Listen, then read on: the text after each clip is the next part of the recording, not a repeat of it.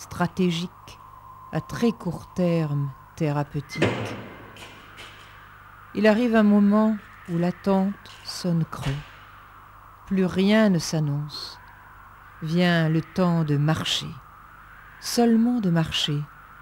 Seulement de marcher dans l'ivresse du vent léger que procure le déplacement.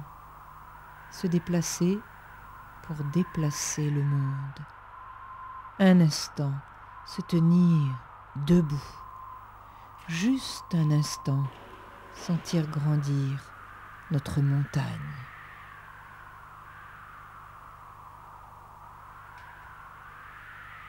Nous reprenons donc notre percée.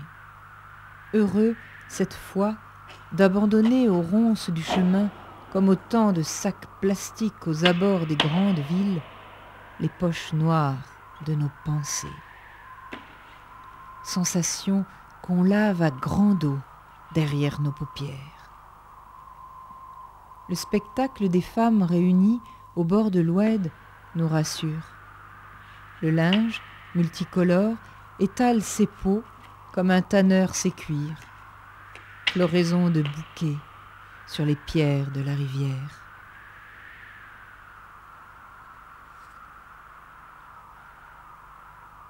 On entend répéter le ra-ra adressé aux mulets. On croise un essaim chantant de jeunes filles qui cachent leur visage.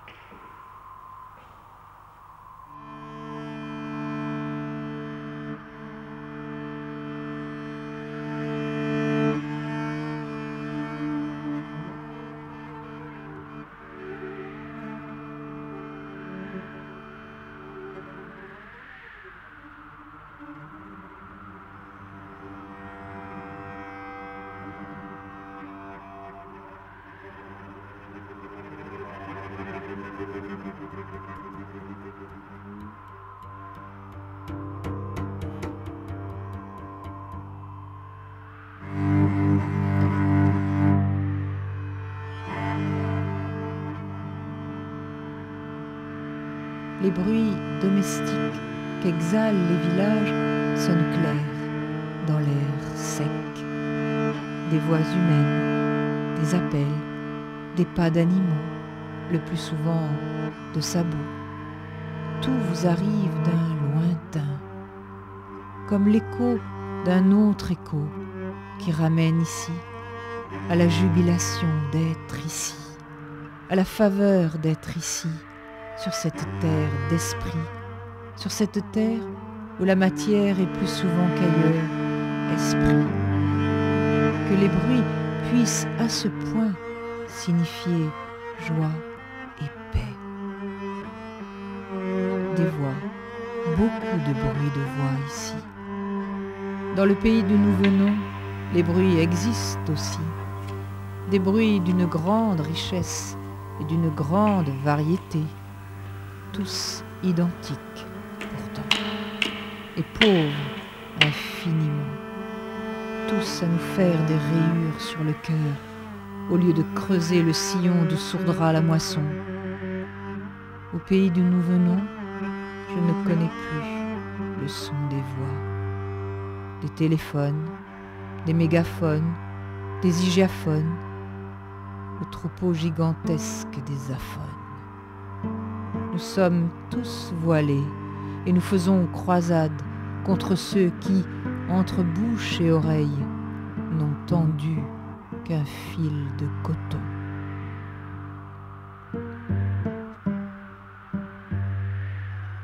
Pendant le même temps, une armée insensée, quelques fous sans doute, des têtes brûlées, de pauvres airs, des rêveurs, des ratés, sont partis donner l'assaut au désert. Ils campent, puis ils marchent. Ils marchent et attendent. C'est vrai qu'il n'y a rien à voir au désert. Au bout d'un moment, comme rien ne change devant, l'esprit se met à l'écoute de ce qui change en lui. C'est effrayant. Au début, on écoute et n'entend pas. On n'entend rien on entend ce néant qu'on est devenu. Est-ce à cela qu'on a travaillé si longtemps?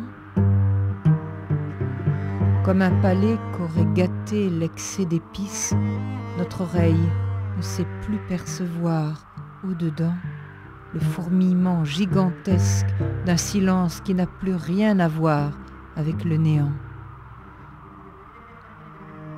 Un bruissement perpétuel, une pulsation. J'ai beau écouter, je n'entends même pas le battement de mon cœur. Quant à celui du monde,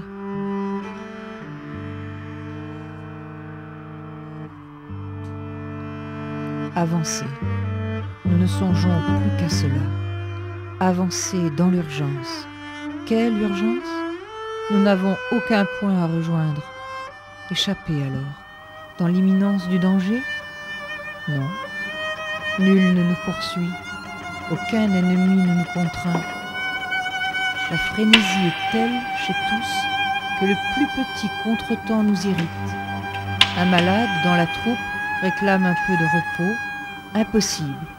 Cet arrêt causerait notre perte. C'est un fantôme pressant qui nous aiguillonne. Le sens de notre vie se résume pour l'instant à la marche. Au fait seul de marcher. En nous fiant à nos jambes, nous tentons d'égarer notre tête. Juste revanche. Nous tendons l'oreille.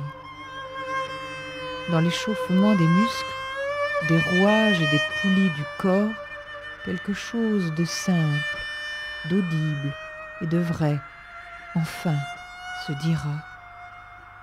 Accoster d'abord au silence dans nos crânes, ne plus comprendre, faire confiance, aveuglément, à cet être qu'est notre corps.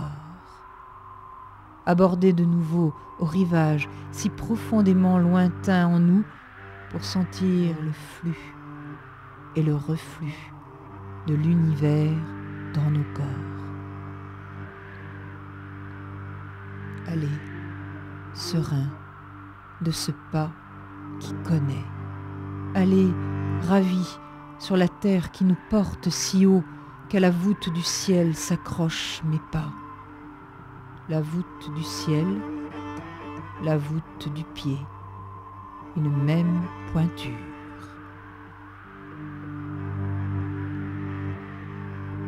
L'oasis, parure du désert, dernier refus, demi-consentement.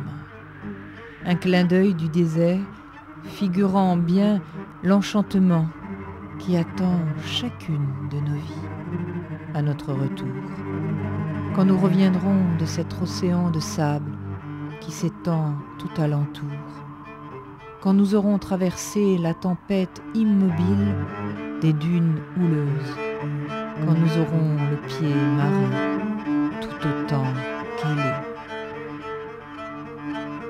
L'oasis, deuxième campement.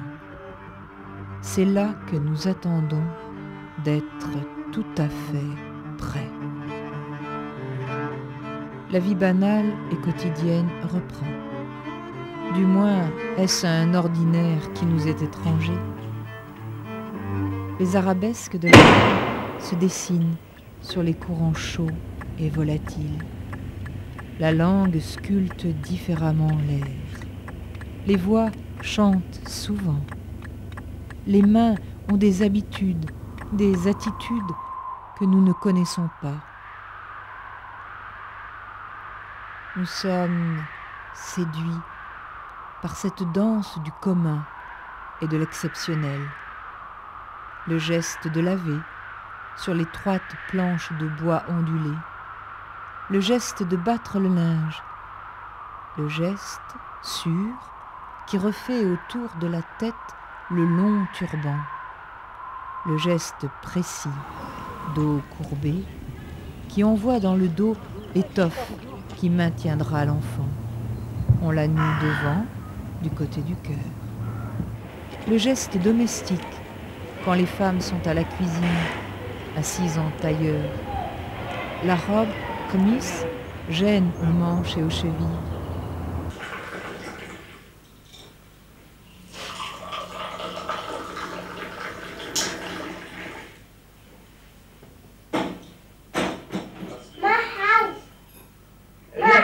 Inch'Allah, Inch'Allah.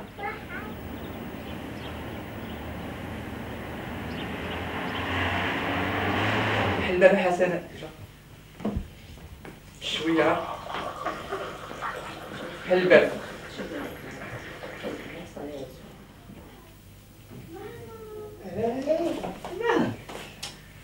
يا سي حسن لاباس سيدي الله يبارك تفضل سيدي بارك سيدي نهار كبير هادشي نهار كبير سيدي لاباس عليك الحمد لله. ويساتاي اييه بسم الله نهار كبير هذا السلام السلام الحمد لله. الله يسلمك. واش هاد المشي سي حسن غبرين هادي دي بالك الجميلة. شوف مصيبي اسمها شحالة مصيبي كيسان حتى انت معايا. انت مالك حسن شفتي بلا وقت وقفك على الراس. ودي خلي السيد ترانكيل اش بغيتي عنده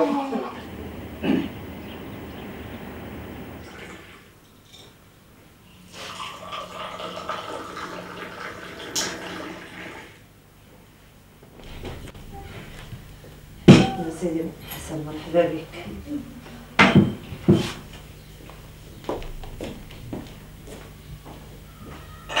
يلا سي حسن بسم الله بسم الله سي حسن تفضل مرحبا بك نهار كبير هذا سي حسن هاكا وليدي بسم الله واليوم طيبات هذا سي حسن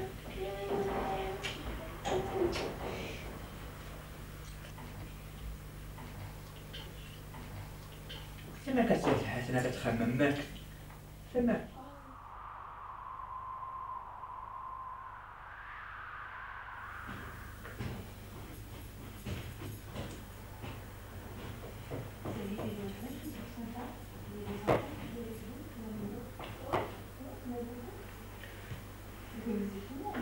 سي حسن وهذا الشيء اللي ما بغيناش.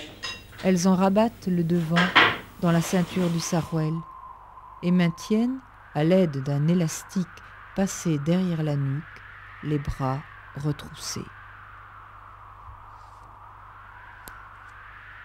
Le geste du doigt qui ponctue sur la joue l'étonnement dans un propos. Le même, enfoncé plus profondément, signifie la honte. Le geste de prier. Prier d'abord avec son corps, architecture mobile du temple. Ainsi se construit, au-dessus du fin tapis, un espace sacré au beau milieu du profane.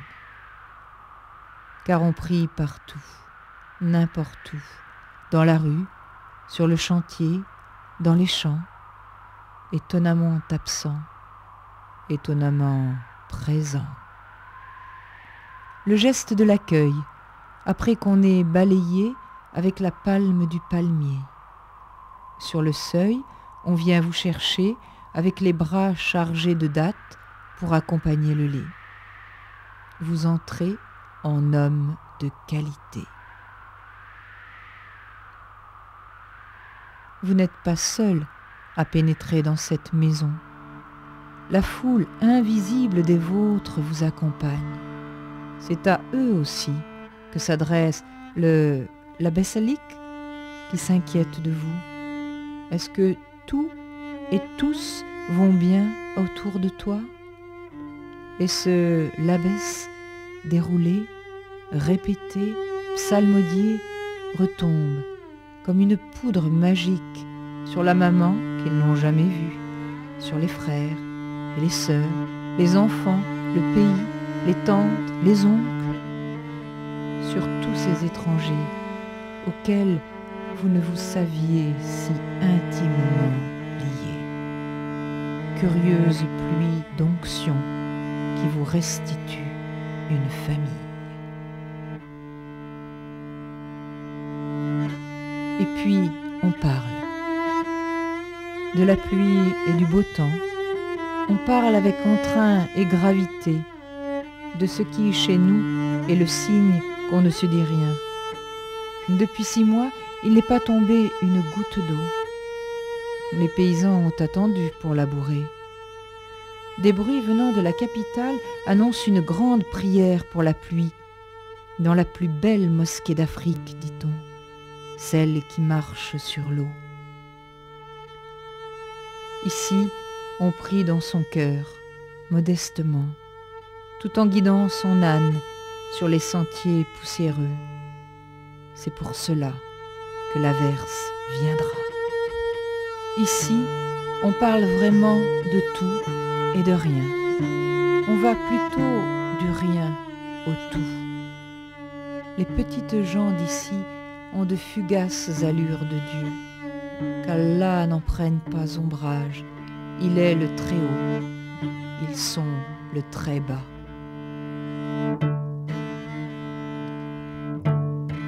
La voix du muezzin parfois nous réveille. Nous restons suspendus à la rumeur qui s'étend, étrangement touchés. Elle nous sert de couverture dans les nuits froides du désert. Elle nous rassure. C'est la terre tout entière qui nous étreint et nous embrasse. Une voix humaine en écho couvre tous les déserts du monde. La ferveur des autres qui veillent nous arrache à l'oubli. Quelqu'un appelle dans la nuit. Quelqu'un m'appelle dans la nuit. Appelle. J'ai vécu si longtemps loin de chez moi. Je vivais comme on vit, normalement, dans l'enchaînement si serré des jours, dans l'enceinte si murée des idées, dans l'espace si résigné des sentiments, que, comme il arrive à certains nouveau-nés, je prenais la nuit pour le jour. Le Maroc où je suis née m'a donné la vie une seconde fois, un baptême en 2 épisodes, un vaccin qui n'avait pas bien pris. 30 ans après, vous revenez pour le rappel, vous partez à l'étranger. Vous découvrez soudain que vous avez un nez pour sentir, des yeux pour voir, des oreilles pour entendre, un cœur pour aimer et un corps pour transmettre la vie. Il y a, dans une oasis de Casablanca, un grand araucaria avec son merle. C'est la seule adresse que je me connaisse.